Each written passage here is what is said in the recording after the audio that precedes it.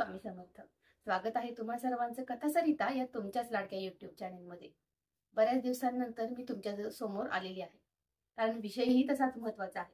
आजच्या या व्हिडिओमध्ये मी तुम्हाला सांगणार आहे ते म्हणजे एक असं व्रत जे आपण श्रावण महिन्यामध्ये फक्त आपल्या गणपती बाप्पांसाठी करत असतो. तसं बघायला गेलं तर श्रावण महिन्यामध्ये आपण भगवान शिवांची खूप जास्त पूजा करत असतो आणि चातुर्मास सुरू आहे त्यामुळे आपण श्री विष्णूंची पूजा करत असतो. त्यासोबतच आपल्याला आपल्या गणपती बाप्पांना प्रसन्न करायचं असेल तर आपण जे व्रत केलं जातं त्यालाच आपण दुर्वा गणपती व्रत असं म्हणतो. बाकी व्रतांपेक्षा हे व्रत थोडंसं वेगळं आहे, त्यामुळं व्हिडिओला शेवटपर्यंत नक्की बघा आणि हे व्रत करण्यासाठी काय नियम आहेत, काय अटी आहेत आणि हे व्रत कोणत्या पद्धतीनं कोणत्या विधीनुसार करायचं याची संपूर्ण माहिती तुम्हाला या व्हिडिओमध्ये मिळणार आहे. त्यामुळे व्हिडिओला न चुकता शेवटपर्यंत नक्की बघा. आणि हो, आणखीनही तुम्ही आपल्या चॅनेलला सबस्क्राईब केलं नसेल तर आपल्या चॅनेलला सबस्क्राईब तरी करून घ्या. चला तर मग आता आपण व्हिडिओला सुरुवात करूया की या व्हिडिओमधून तुम्हाला संपूर्ण अशी माहिती मिळेल जी तुम्हाला कदाचित याआधी कधीही मिळालेली नसेल. 28 जुलै रोजी येणारं हे व्रत तुम्हाला दुर्वा गणपतीचं पालन श्रावण मासातील शुक्ल पक्षातील मासिक चतुर्थीच्या दिवशी करायचं आहे.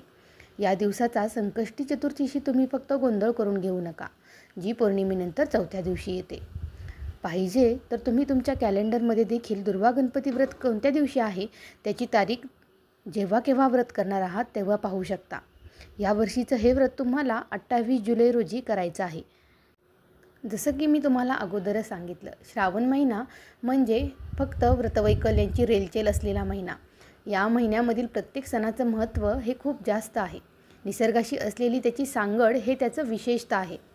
श्रावणातील व्रत आणि आचरणांच्या परस्परांना खास अर्थ आहे.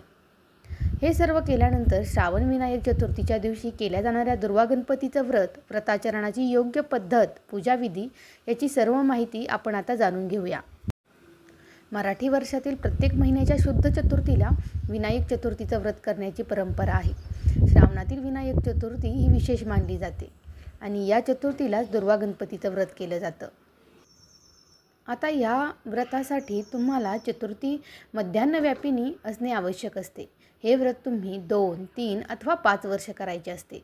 श्रावणामध्ये शुक्ल पक्षातील चतुर्थीला तुम्ही या व्रताचा आरंभ केला तर पुढील 6 महिने प्रत्येक शुक्ल चतुर्थीला तुम्हाला अशीच पूजा करून माघ शुक्ल चतुर्थीला या व्रताचं उद्यापन करायचं असतं. या व्रताच्या उद्यापनाला तुम्हाला पिठाचे तुपात तळलेले 18 मोदक करायचे असतात. या 18 मोदकांचा नैवेद्य गणपतीला दाखवून तुम्हाला त्यातील 6 मोदक गणपतीसमोर ठेवून उरलेल्या 6 मोदकांना इतरांना वाटायचे आहे. उरलेले 6 मोदक व्रतकर्त्याने स्वतः खायचे आहेत. सर्व मनोरथ पूर्ण करण्यासाठी हे व्रत केले जाते. आणि विशेष म्हणजे या व्रतामध्ये 6 दुर्वांप्रमाणेच गणपतीला 6 नमस्कार आणि 6 प्रदक्षिणा घालणं देखील तितकंच महत्त्वाचं आहे. म्हणजे तुम्ही ह्या गोष्टीमधून तुम्हाला हे लक्षात आलं असेलच की ज्या व्रत आहे त्या व्रतामधील वाटणी ही 6-6-6 अशा टप्प्यांमध्ये केलेली आहे. आता जाणून घेऊया की हे व्रत करत असताना तुम्हाला कोणती पूजा आणि विधी करायची आहे. तुम्ही व्रत करता आहात तर तुम्हाला सकाळी लवकर उठून शुचिर्भूत व्हायचे आहे. सर्वतोभद्रमंडल रेखाटायचं आहे.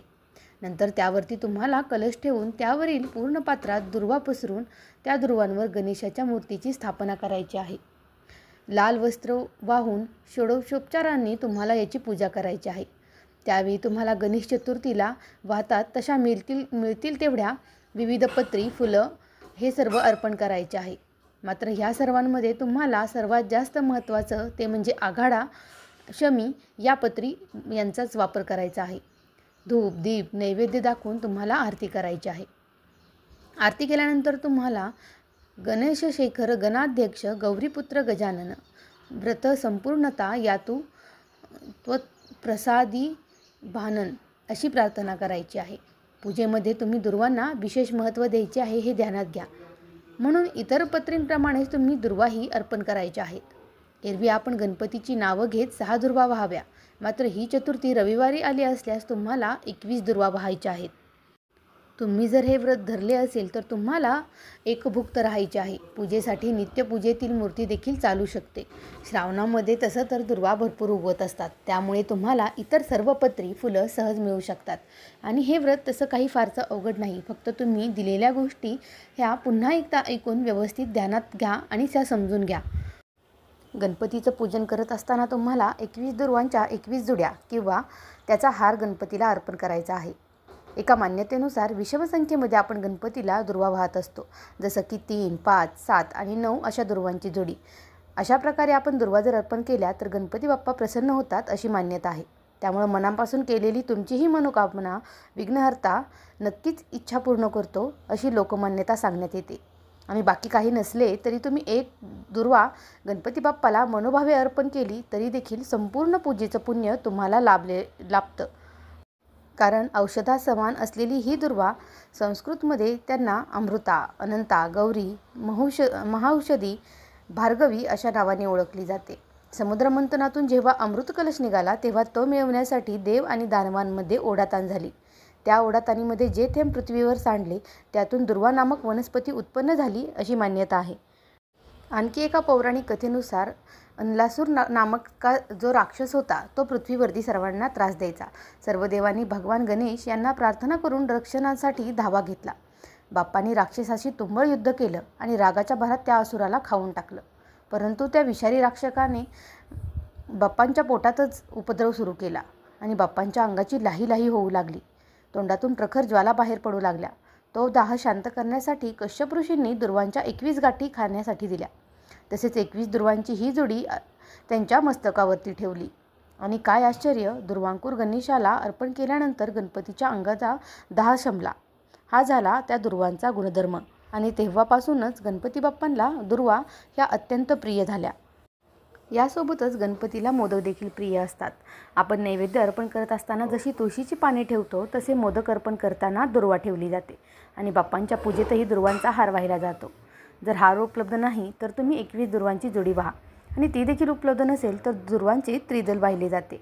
दुर्वा अर्पण करताना अनन्य भावाने आपण हात जोडून श्री गणेशाय नमः दुर्वांकुरान समर्पयामी अशा प्रकारे श्रद्धापूर्वक बाप्पाची प्रार्थना केली आणि दुर्वांकूर वाहून बाप्पांचे व्रत केले तर बाप्पांचा आशीर्वाद आपल्यावरती नक्की प्राप्त होतो. तर ही झाली विनायक चतुर्थी दिवशी केल्या जाणाऱ्या दुर्वा गणपती व्रताबद्दलची संपूर्ण माहिती. 6 महिन्यातील प्रत्येक शुक्ल पक्षामध्ये येणाऱ्या विनायक चतुर्थीला तुम्हाला हे व्रत करायचे असते. व्हिडिओमधील संपूर्ण माहिती व्यवस्थित तुम्ही एका कागदावरती अगोदर लिहून घेऊन त्यानुसारच त्याची पूजा अर्चा करू शकता. जेणेकरून तुम्हाला हे व्रत व्यवस्थित लक्षात राहील आणि गणपती बाप्पांचा आशीर्वाद तुमच्यावरती कायमच राहील. व्हिडिओ आवडला असेल तर लाईक, सबस्क्राईब आणि शेअर देखील नक्की करा. श्री स्वामी समर्थ.